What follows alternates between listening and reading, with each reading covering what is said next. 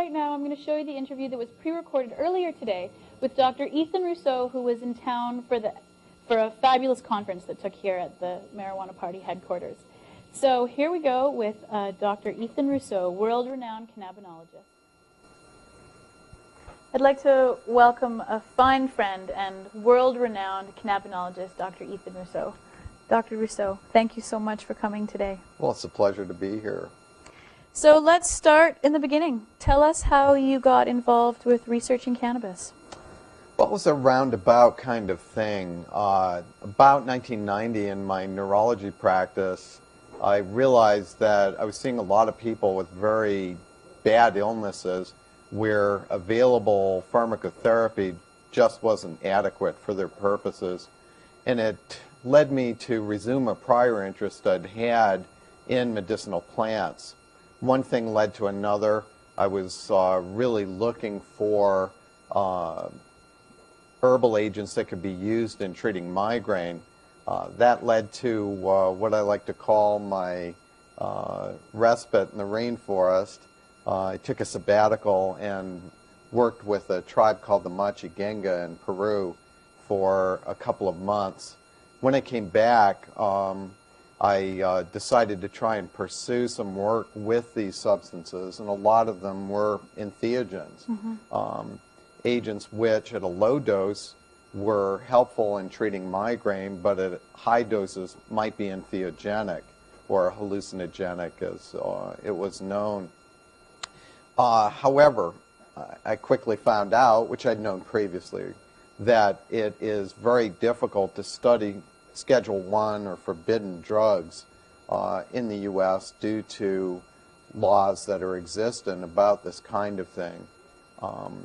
I was working with Rick Doblin at MAPS and getting a little support there for the kind of thing that we were interested in. For a long time before that, I had known that cannabis had a long history in treatment of migraine, and we decided that we'd submit a protocol to the Food and Drug Administration, if possible, to study cannabis in migraine.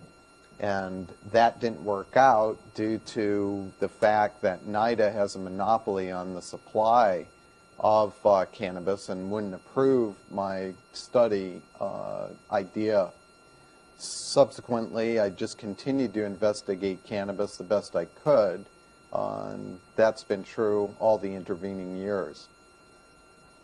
Tell us a little bit about the study that you did following up on the patients in America that were using the NIDA cannabis. Right. Well, in 1999, I actually had a protocol that was approved by the Food and Drug Administration to study cannabis for migraine, but when NIDA didn't supply the material, I was forced to get creative, if you will, and try to figure out other ways that I could really investigate cannabis and gather some data. So after a conference in Iowa, the University of Iowa, put on by Patients Out of Time, I decided that we needed to rectify a historical wrong, which was that at that time there were 8 surviving patients in the U.S. who actually got legal cannabis from NIDA for serious medical conditions. And this was all prior to 1992, when that program, which is called the Compassionate Use Investigational New Drug Program, was shut down under the first Bush administration. But what we had was this group of patients with serious medical conditions who were getting large amounts of cannabis on a daily basis to treat them, and yet the government had never studied their situations. They had neither looked at whether the cannabis was helping with their conditions, nor whether they were having side effects from their extensive cannabis usage. So we decided to do a research program, which I did with Mary Lynn Mathry and Al Byrne and some colleagues in Montana. And we actually had 3 of the legal patients come to Missoula, Montana, and go through a battery of tests. And then we sent one of our psychology graduate students out to a town in the Midwest to test a 4th patient. And what did you find? Well, what we found was very interesting. I should mention that first, if there had been a reported problem that cannabis allegedly created, we investigated it. So that covered a lot of ground. It covered pulmonary problems related to smoking. It would cover such things as mental effects of cannabis. We also examined things like blood tests. We looked at all their hormone levels. We tried to examine whether there was any immunological damage from cannabis. We did chest x-rays, pulmonary functions, a whole large list of things.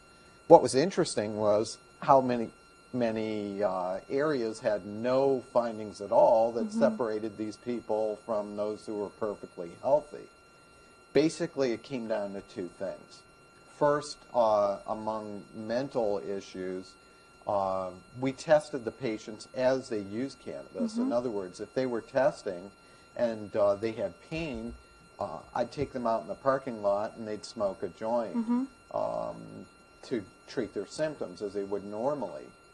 Most tests with cannabis previously are done after somebody's abstained for a while, but we did it during. So quite as you might expect, there were some very mild changes in attention and concentration. But these really didn't rise to a high level.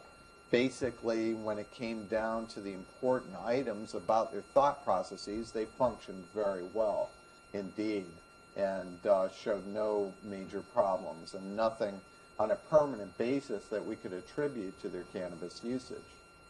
The other area was the lungs. The chest x-rays were fine.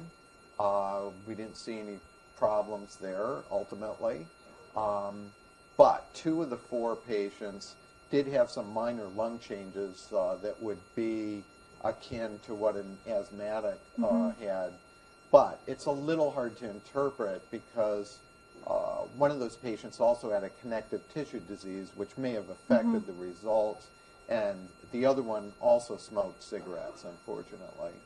But 2 had normal lung function despite using many grams of cannabis a day.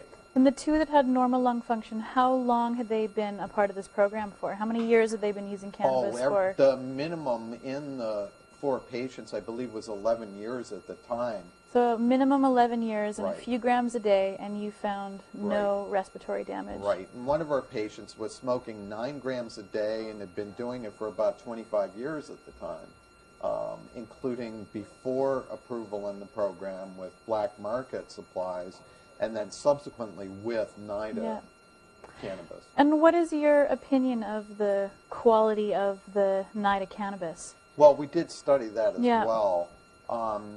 Unfortunately, we had to reveal that NIDA cannabis at the time, a couple of years ago, was filled with stems and seeds.